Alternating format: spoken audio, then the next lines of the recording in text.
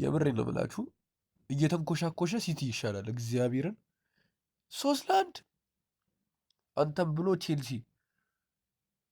አርሰናልማ ተው አርሰናል እሱ ላይ እንደ ሀገር አይደለም እንደ ፕላኔትም አይደለም እንደምንም ብንቋጠር የሚሰራም አይመስለኝም።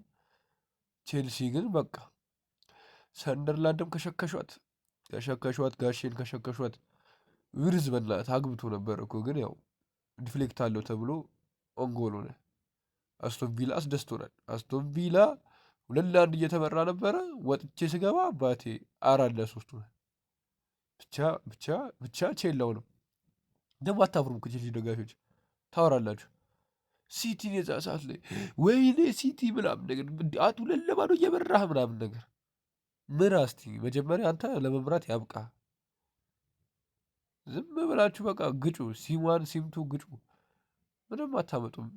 ሲቲ እየተንኮሻኮሽ ይደርሰናል። አርሰናል ላይ እንደምንም እየተሳበ ምላስ ምናምን አፈር እየላሰ ምናምን ይመጣልሃል። ይመቻችሁ።